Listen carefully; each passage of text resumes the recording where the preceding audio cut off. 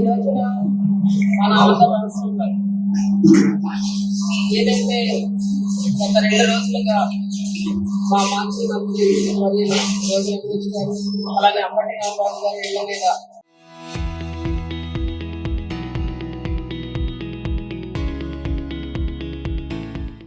జరుగుతున్న దాడిని మనం చూసినట్లయితే అసలు ఈ ఆంధ్ర రాష్ట్రంలో ప్రజాస్వామ్యం ఉందా లేదా అనేది సామాన్య ప్రజలకు కూడా డౌట్ వస్తున్నారు. అంటే ఈ రోజున రాజకీయంగా ఎదుర్కోవడం మానేసి, రాజకీయంగా సమాధానం చెప్పడం మానేసి, ఈ రోజున ఎవరైతే మంత్రులు ఈ కూటమి ప్రభుత్వాన్ని ప్రశ్నిస్తున్నారో, నిలదీస్తున్నారో, వారికి నీటిగా సమాధానం చెప్తున్నారో, వారి మీద, వారి కుటుంబ సభ్యుల మీద, వారి ఇళ్ల మీద, వాళ్ళ ఆస్తుల మీద ఈ విధంగా దాడి చేయడం అనేది చాలా బాధాకరం అండి. ఈ దాడిని మేము ముక్త కంఠంతో ఖండిస్తున్నాం.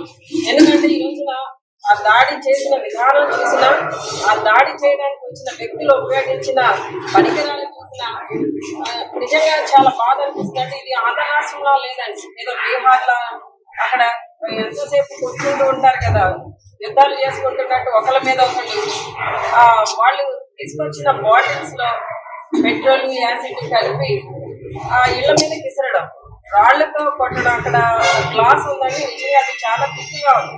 అంత తిక్కుగా ఉన్న గ్లాస్ ని పగలగొట్టాలి అంటే వాళ్ళు ఎన్ని రాళ్లు విసిరితే ఆ గ్లాస్ పగిలింది అన్నది మనం ఆలోచన చేయాలి.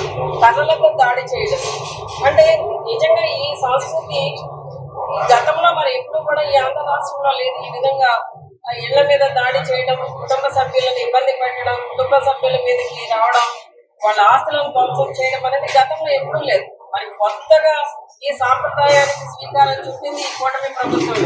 ఈ రోజున ఈ తెలుగుదేశం పార్టీకి సంబంధించిన నాయకులు, మహిళలు కూడా ఇన్వాల్వ్ అయ్యి మరి భయంకరమైన భాషా పదజాలం వాడడం, అలానే వాళ్ళే మరి ముందుగా వచ్చి ఇంటి మీద దాడి చేయడం అనేది ఎక్కడా చూసాము. అప్పటి రాంబాబు గారు ఇంటి దగ్గర కూడా చూసాం.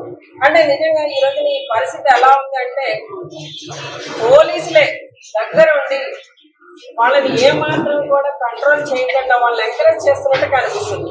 ఈ పోలీసులు అనే వాళ్ళు తెలుగుదేశం పార్టీకి సంబంధించిన కార్యకర్తల కన్నా దారుణంగా వాళ్ళకి సపోర్ట్ చేయడం, ఎక్కడా కూడా ఇబ్బంది కలుగుతుంది, వీళ్ళ వల్ల ఇక్కడ ఇబ్బంది పడతారు, వీళ్ళని కంట్రోల్ చేయాలనే ఆలోచన కానీ ఏమీ లేకుండా వాళ్ళతో కలిసి వాళ్ళతో కొమ్మక్క ఇదంతా కూడా పక్కా ప్లాన్ అండి.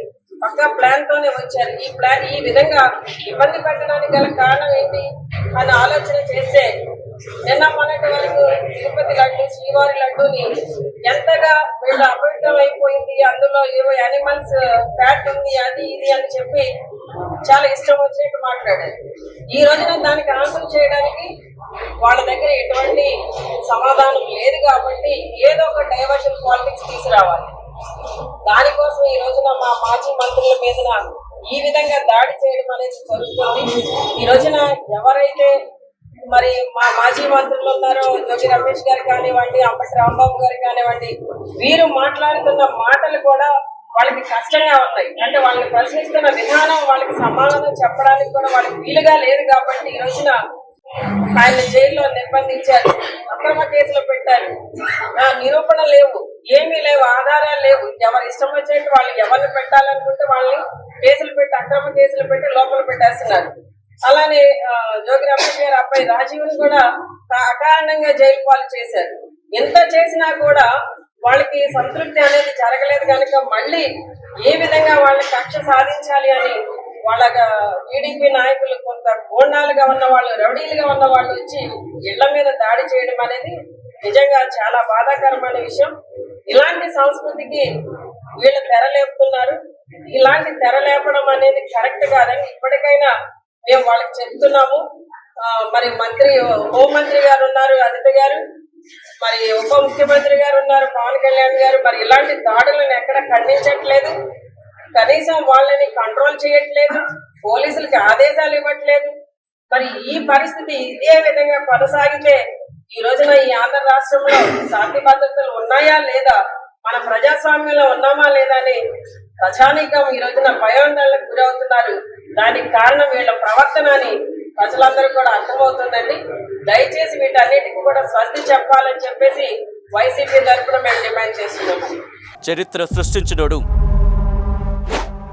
ఇప్పుడు ఆ చరిత్రని తిరగరాయబోతున్నాడు.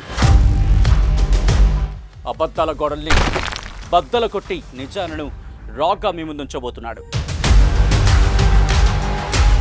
నిజమైన వార్తల కోసం వెంటనే డౌన్లోడ్ చేసుకోండి రా యాప్ని.